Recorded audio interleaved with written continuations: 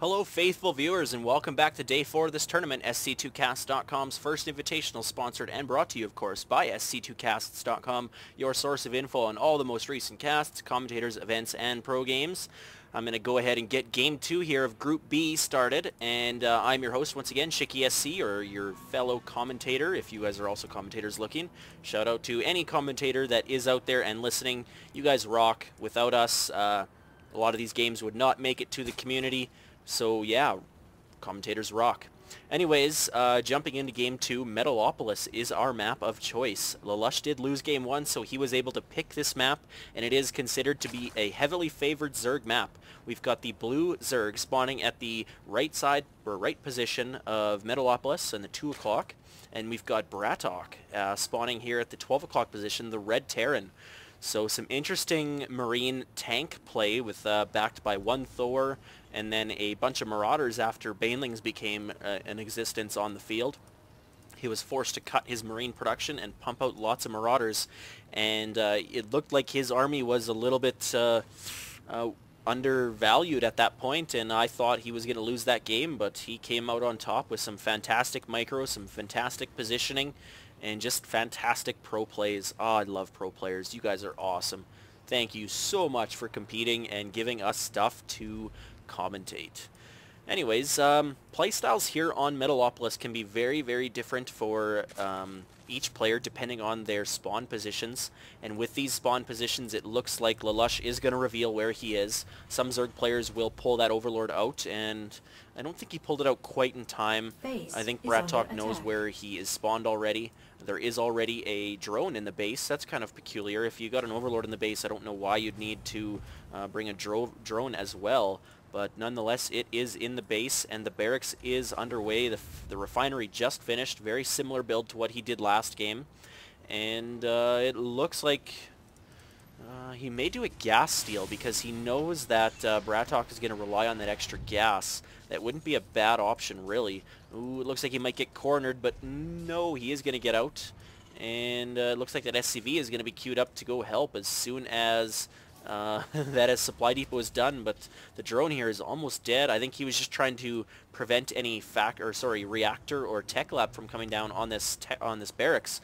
But no, he is going down for a gas steal now. So because he didn't see a second barracks, he thought maybe the Terran player is going to put down a factory ASAP, and stealing that second gas will be a great delay to the Terran playstyle that he saw last game. And we are going to see a factory. If we see that 1-1-1 build again from BratOK, he will be in a very good position, as he will be able to Overlord hunt once again and develop some map control, because once you can confine Zerg to their base, they are in big, big trouble.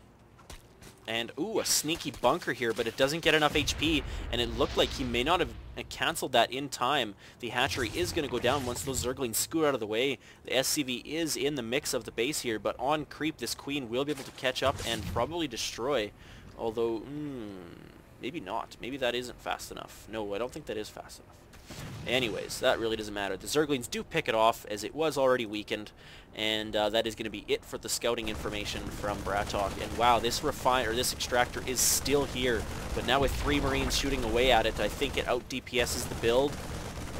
Yes, it does. So it will be forced to cancel, and then the drone will be lost. And oh, he didn't even cancel it. So I definitely would have canceled it, because that way you don't lose quite as many minerals.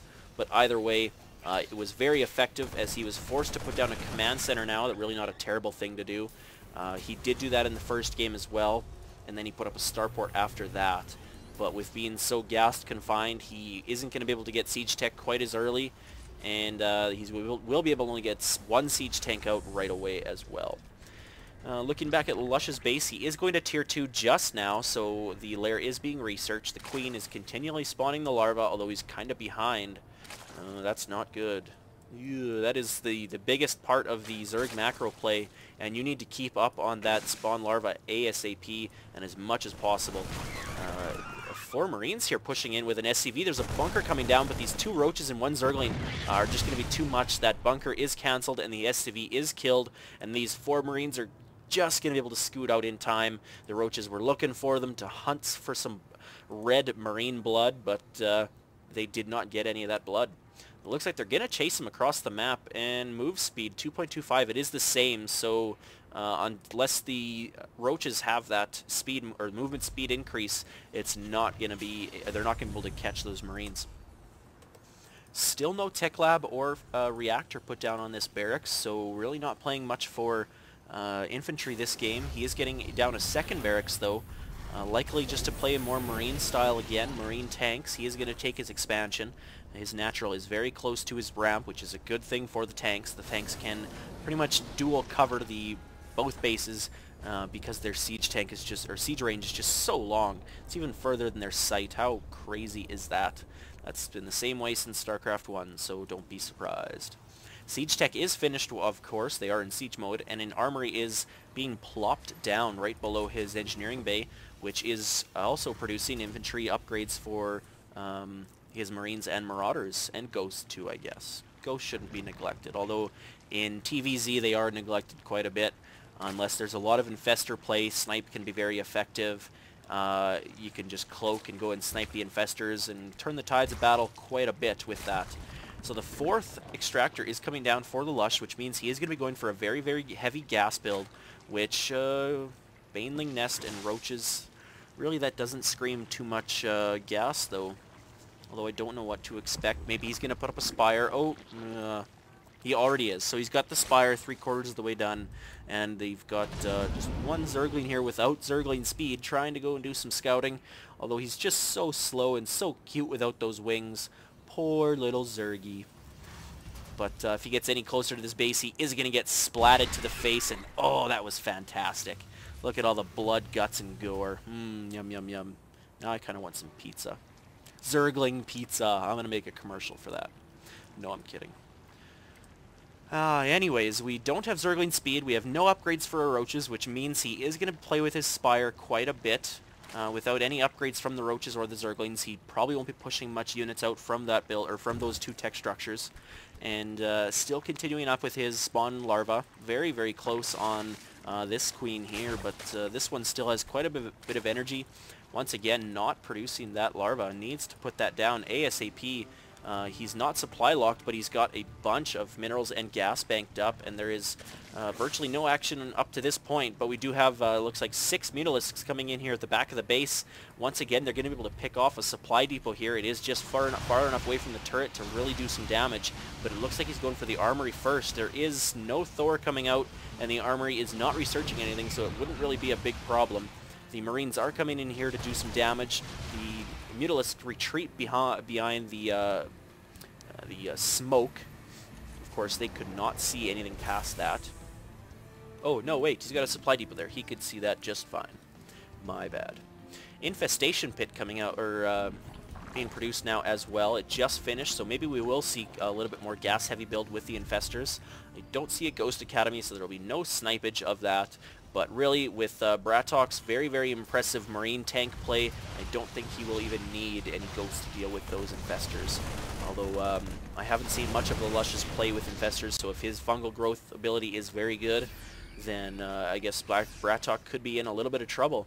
And we've got Hive just starting now. It's about 5% of the way done, and nothing else really going on at the moment. No extra expansions besides the Lush's third base here that he did take quite a while ago. He's already got it saturated. The Queen's already done, and he's got a few units just protecting it over here. And it looks like the Mutas are going in for another swipe of the back of the base. They did take out that supply depot, but there are just too many missile turrets up in the base here. Now they are going to be forced to cause some damage here. And ooh, nice job taking out the SCV, building the barracks, and they take out the missile turret, and once again they take out the barracks, or the SCV building this barracks here. So, oh wait, oh yeah, I thought I seen something, but oh, BattleNet connection lost. How delightful.